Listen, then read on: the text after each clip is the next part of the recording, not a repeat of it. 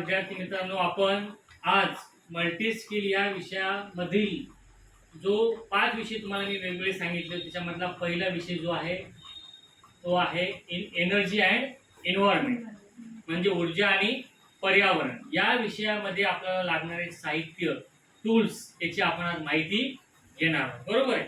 त्याच्यामध्ये पहिले तुम्हाला सगळ्यांना मी दाखवणार या ठिकाणी ही जी आहे ही बॅटरी आहे. बरोबर, सगळ्यांनी बघितलेली आहे बॅटरी. बघा, बॅटरी या ठिकाणी वेगवेगळ्या दिसायला तुम्हाला. बरोबर आहे. त्याच्यानंतर या ठिकाणी ही पण एक बॅटरी दिसते. तर ही बॅटरी तुम्हाला दाखवण्यामागचा उद्देश की बाबा याच्यावर कशा प्रकारे कनेक्शन करायचे, बॅटरी चार्ज कशी करायची, हे सगळं आपण पुढच्या प्रॅक्टिकलमध्ये बघणार. तर याच्या टर्मिनल जोडताना याच्यावर काही सिम्बॉल सुद्धा दाखवलेले असतात. एक असतो प्लस आणि एक असतो मायनस, म्हणजे एक पॉझिटिव्ह वायर आणि एक निगेटिव्ह वायर याला जोडायचा. त्याच्यानंतर आपल्याला लाईट किंवा समोरचं जे काही उपकरण किंवा जे काही तुम्ही डिव्हाइस लावलेला आहे ते त्या ठिकाणी चालणार आहे. बरोबर. की बॅटरी सगळ्यांना माहिती आहे मग आता. त्याच्यानंतर या ठिकाणी हा एक छोटासा टूल्स बॉक्स आहे. बरोबर आहे. याच्यामध्ये काय दिलेलं आहे की सगळे स्क्रू ड्रायव्हर दिलेले आहेत. बरोबर. ते स्क्रू ड्रायव्हर आपल्याला स्क्रू फिट करण्यासाठी आणि स्क्रू काढण्यासाठी याचा उपयोग आपण आपल्या लॅबमध्ये करत असतो. बरोबर आहे. काही नट असतात ते काढायचे, फिट करायचे त्याच्या आकारानुसार, त्याच्या साईजनुसार. बरोबर की नाही. ते आपल्याला या ठिकाणी वेगवेगळे सिलेक्ट करायचे किंवा जो लागते तो घ्यायचा आणि त्या ठिकाणी तो स्क्रू किंवा काढायचा किंवा फिट करायचा. ठीक आहे. हे झालं. त्याच्यानंतर आपल्याला या ठिकाणी बघा ही एक कैची सारखं काहीतरी दिसते. बरोबर आहे. पण याला कैची म्हणायची नाही. ही आहे वायर कटर. काय आहे? Wire cutter. याच्या सहाय्याने आपण वायर कट करायचा. वायर कट करायचा म्हणजे कसा कट करायचा, आपण जसं दाताने त्याला शिलतो तसं दाताने न शिलता याला आपण काय करायचं, या कटरच्या सहाय्याने वायर शिलायचा. ते कसं शिलायचं तेही तुम्हाला मी नंतर शिकवणार, याचा उपयोग. ठीक आहे. हे सुद्धा तुम्ही बघितलेलं आहे. याला काय म्हणायचं? एमसीबी. आपल्या घरात मेन स्विच असतो की नाही, तो असतो. याच्यावर आपण सगळी घरातली जो इलेक्ट्रिसिटी सप्लाय आहे तो बंद करून टाकतो, चालू करतो. बरोबर की नाही. फक्त बघून घ्या, हे साहित्य फक्त मी तुम्हाला दाखवणार आहे. नाव सुद्धा लक्षात ठेवा. एमसीबी बघितला. त्याच्यानंतर हा काय आहे?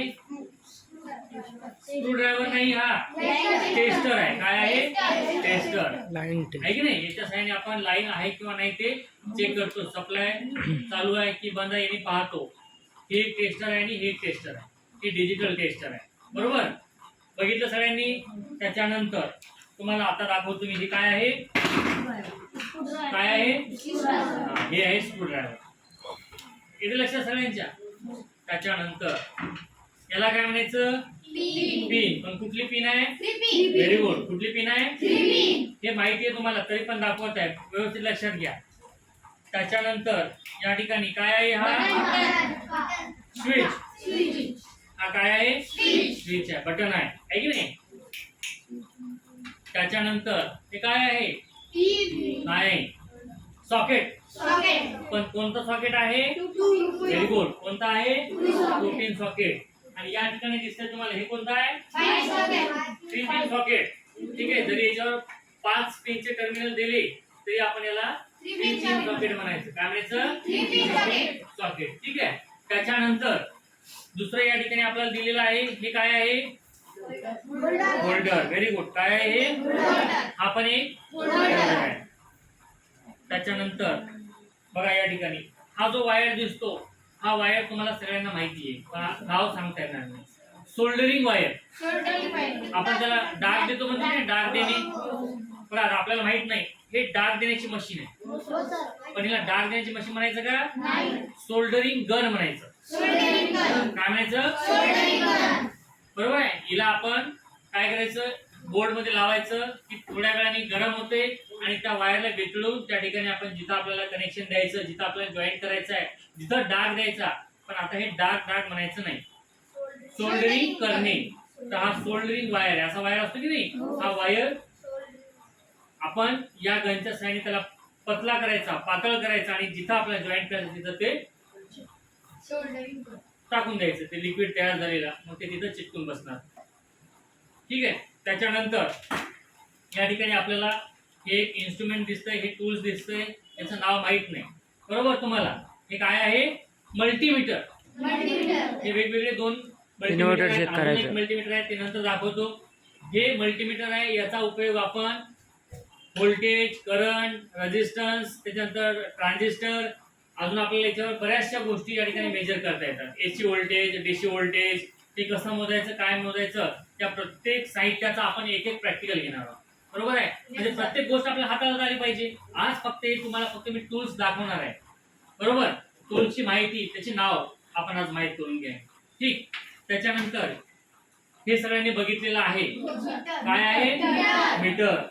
आता मीटर सगळ्यांना माहिती आहे कसा असतो, पण त्याच्यावरची रिडिंग मोजता आली पाहिजे. कशी मोजायची, काय मोजायची, त्याची कनेक्शन कसे करायचे बरोबर, हे आपल्याला बघायचं. आपल्याकडे दोन सप्लाय असतात, एक असतो सिंगल फेज आणि दुसरा असतो 3 फेज. सिंगल आणि 3 फेज बरोबर. त्याच्यानंतर हे तुम्हाला दिसतंय, याला काय म्हणायचं? डब्बी. कशाची डबी आहे ही?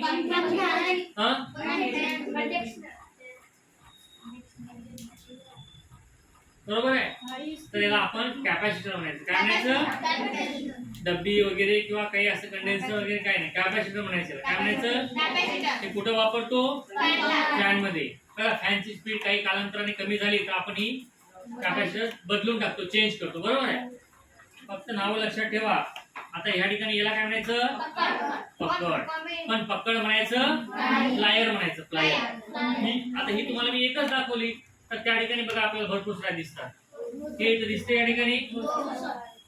हे वेगवेगळे आहेत, म्हणजे वेगवेगळ्या कामासाठी वेगवेगळ्या प्लायरचा वापर आपण करायचा, ते आपण नंतर बघूया. फक्त माहिती घ्या. आता पकड म्हणायचं नाही, प्लायर म्हणायचं. पण ही कोणती प्लायर आहे? साईड कटिंग आहे. बघा तिचा आकार कसा दिसतोय. हिला काय म्हणायचं? बघून घ्यायचं. बघा ही अशा प्रकारे दिसतं, हिला काय म्हणायचं मग?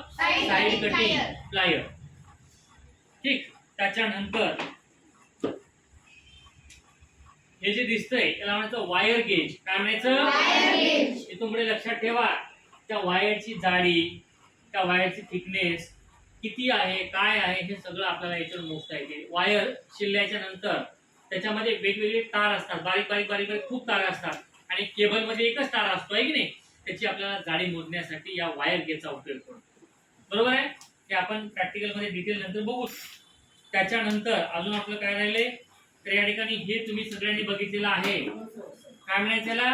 स्टार्टर. कुठं वापरते? कशाच्या मोटरला? Very good. बोर्डच्या मोटरसाठी या स्टार्टरचा उपयोग करतात. हे रेड आहे ऑन, हे ऑफ, ऑन ऑफ. कळलं? हे स्टार्टर आहे.